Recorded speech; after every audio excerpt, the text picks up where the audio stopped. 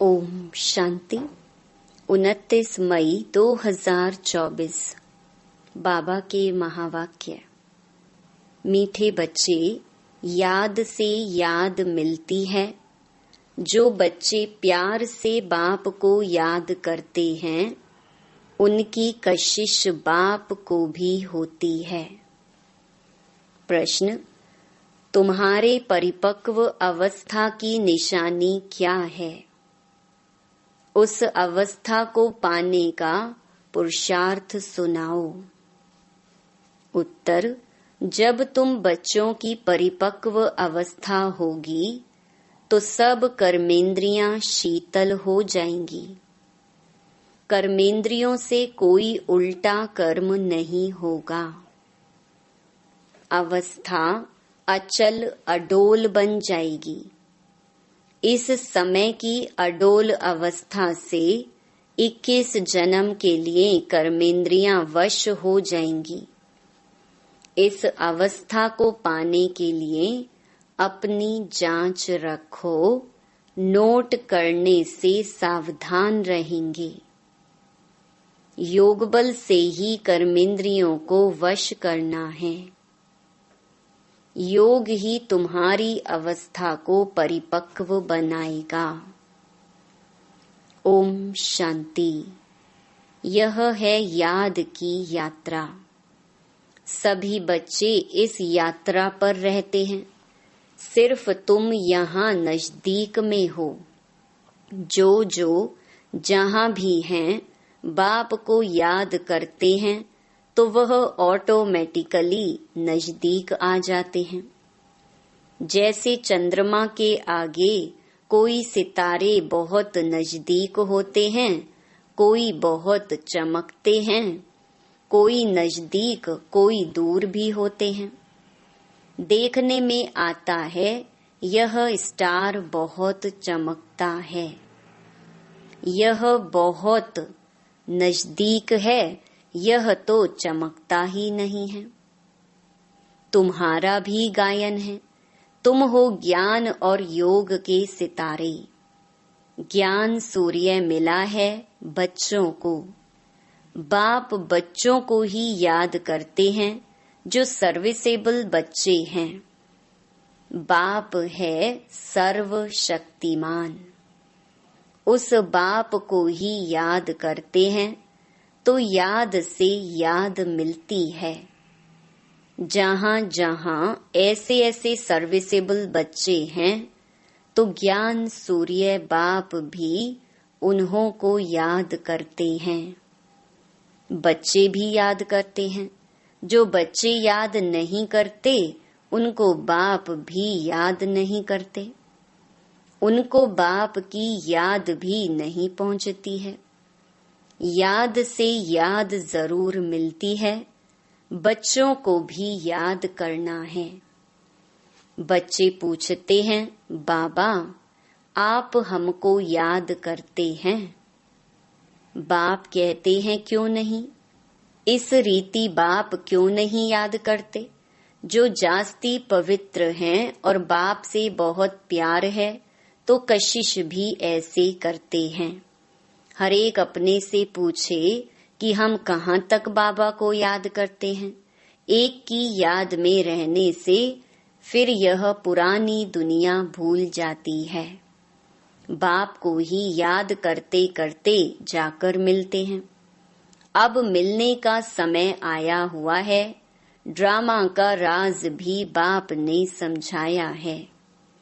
बाप आते हैं, आकर बच्चों को अपना रूहानी बच्चा बनाते हैं। पतित से पावन कैसे बनो सो सिखाते हैं।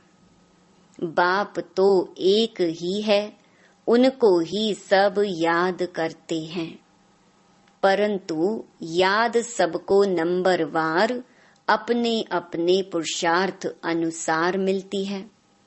जितना बहुत याद करेंगे वह जैसे कि सामने खड़े हैं। कर्मातीत अवस्था भी ऐसे होनी है। जितना याद करेंगे कर्मेंद्रियां चंचल नहीं होंगी। कर्मेंद्रियां चंचल बहुत होती है ना, इसको ही माया कहा जाता है। कर्मेंद्रियों से कुछ भी खराब कर्म ना हो। यहाँ योग बल से कर्मेंद्रियों को वश करना है। वो लोग तो दवाइयों से वश करते हैं। बच्चे कहते हैं, बाबा यह क्यों नहीं वश होती है? बाप कहते हैं, तुम जितना याद करेंगे उतना कर्मेंद्रियां वश हो जाएंगी। इसको कहा जाता है कर्मातीत अवस्था। यह सिर्फ याद की यात्रा से ही होता है। इसलिए भारत का प्राचीन राजयोग गाया हुआ है। सो तो भगवान ही सिखलाएंगे। भगवान सिखलाते हैं अपने बच्चों को, तुम्हें इन विकारी कर्मेंद्रियों पर योग बल से जीत पाने का पुरुषार्थ करना है। संपूर्ण पिछाड़ी में होंगे। जब परिपक्व अवस्था होगी फिर कोई भी कर्मेंद्रियां चंचलता नहीं करेंगी। अभी चंचलता बंद होने से फिर 21 जन्म के लिए कोई भी कर्मेंद्रिय धोखा नहीं देगी। 21 जन्म के लिए कर्मेंद्रियां वश हो जाती हैं। सबसे मुख्य है काम। याद करते करते कर्मेंद्रियां वश होती जाएंगी। अभी कर्मेंद्रियों को वश करने से आधा कल्प के लिए इनाम मिलता है। वश नहीं कर सकते हैं तो फिर पाप रह जाते हैं। तुम्हारे पाप योग बल से कटते जाएंगे। तुम पवित्र होते जाते हो। यह है नंबर 1 सब्जेक्ट। बुलाते भी हैं पतित से पावन होने लिए, तो बाप ही आकर पावन बनाते हैं। बाप ही नॉलेजफुल है। बाप कहते हैं, अपने को आत्मा समझो, बाप को याद करो। यह भी नॉलेज है। एक है योग की नॉलेज, दूसरा है 84 जन्म के चक्कर की नॉलेज। 2 नॉलेज हैं। फिर उसमें दैवी गुण ऑटोमेटिकली मर्ज हैं। बच्चे जानते हैं हम मनुष्य से देवता बनते हैं तो दैवी गुण भी जरूर धारण करने हैं। अपनी जांच करनी है। नोट करने से अपने ऊपर सावधान रहेंगे।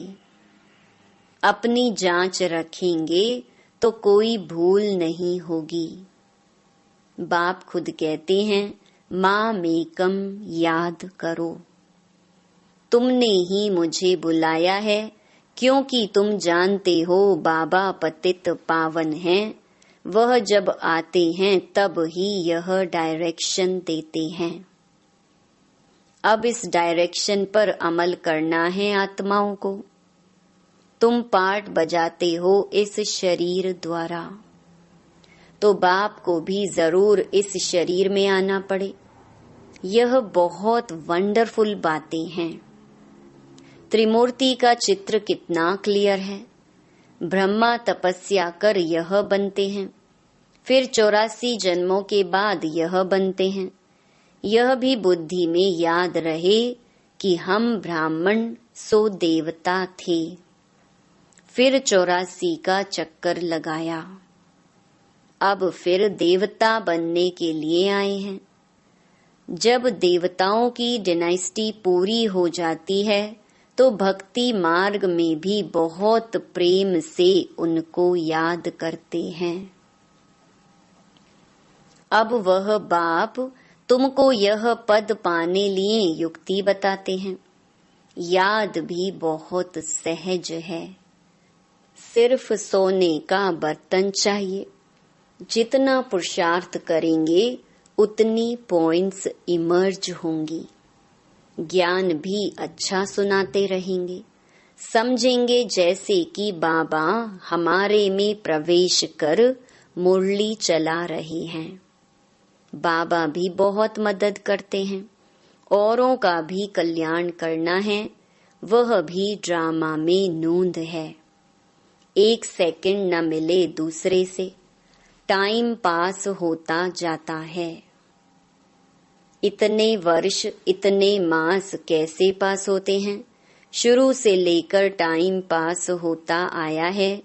यह सेकंड फिर 5000 वर्ष बाद रिपीट करेंगे। यह भी अच्छी रीति समझना है और बाप को याद करना है, जिससे विकर्म विनाश हो। और कोई उपाय नहीं। इतना समय जो कुछ करते आए हो वह सब थी भक्ति। कहते भी हैं भक्ति का फल भगवान देंगे। क्या फल देंगे, कब और कैसे देते हैं, यह कुछ भी पता नहीं है। बाप जब फल देने के लिए आवे तब लेने वाले और देने वाले इकट्ठे हों। ड्रामा का पार्ट आगे चलता जाता है। सारे ड्रामा में अभी यह है अंतिम लाइफ। हो सकता है कोई शरीर भी छोड़ दे और कोई पार्ट बजाना है तो जन्म भी ले सकते हैं। किसका बहुत हिसाब किताब होगा तो जन्म भी ले सकते हैं। किसके बहुत पाप होंगे तो घड़ी घड़ी एक जन्म ले, फिर दूसरा तीसरा जन्म लेते छोड़ते रहेंगे। गर्भ में गया दुख भोगा, फिर शरीर छोड़ा दूसरा लिया। काशी कलवट में भी यह हालत होती है। पाप सिर पर बहुत हैं, योग बल तो है नहीं। काशी कलवट खाना यह है अपने शरीर का घात करना। आत्मा भी समझती है यह घात करते हैं। कहते भी हैं बाबा आप आएंगे तो हम आप पर बलिहार जाएंगे। बाकी भक्ति मार्ग में बलि चढ़ते हैं, वह भक्ति हो जाती है। दान पुण्य तीर्थ आदि जो कुछ भी करते हैं वह किससे लेन देन होती है? पाप आत्माओं से। रावण राज्य है ना, बाप कहते हैं खबरदारी से लेन देन करना। कहाँ कोई खराब काम में लगाया तो सिर पर बोझा चढ़ जाएगा। दान पुण्य भी बड़ा खबरदारी से करना होता है। गरीबों को तो अन्न और कपड़े का दान किया जाता है। वह आजकल धर्मशालाएं आदि बनाकर देते हैं। साहूकारों के लिए तो बड़े बड़े महल हैं, गरीबों के लिए हैं झोपड़ियां। वह तो गंदे नाले के आगे रहे हुए हैं। उस किचड़े की खाद बनती है जो बिकती है, जिस पर फिर खेती आदि होती है। सतयुग में तो ऐसे किचड़े आदि पर खेती नहीं होती है। वहां तो नई मिट्टी होती है। उसका नाम ही है पैराडाइज। नाम भी गाया हुआ है पुखराज परी, सब्ज परी। रतन है ना। कोई कितनी सर्विस करते हैं, कोई कितनी करते हैं। कोई कहते हम सर्विस नहीं कर सकते हैं। बाबा के रतन तो सभी हैं, परंतु उनमें भी नंबरवार पुरुषार्थ अनुसार हैं जो फिर पूजे जाते हैं। पूजा होती है देवताओं की। भक्ति मार्ग में अनेक पूजाएं होती हैं। वह सब ड्रामा में नूंद है, जिसको देखकर मजा आता है। हम एक्टर्स हैं। इस समय तुमको नॉलेज मिलती है, तुम बहुत खुश होते हो। जानते हो भक्ति का भी पार्ट है। भक्ति में भी बड़े खुश होते हैं। गुरु ने कहा माला फेरो, बस उस खुशी में फेरते ही रहते हैं। समझ कुछ भी नहीं। शिव निराकार है, उनको भला दूध पानी आदि क्यों चढ़ाते हैं? मूर्तियों को भोग लगाते हैं, वह कोई खाती थोड़ी है। भक्ति का पेशगीर माना विस्तार कितना बड़ा है। भक्ति है झाड़, ज्ञान है बीज। रचता और रचना को सिवाय तुम बच्चों के और कोई नहीं जानते। कोई कोई बच्चे तो अपनी हड्डियां भी इस सर्विस में स्वाहा करने वाले हैं। तुमको कोई कहते हैं यह तुम्हारी कल्पना है। अरे, यह तो वर्ल्ड की हिस्ट्री ज्योग्राफी रिपीट होती है।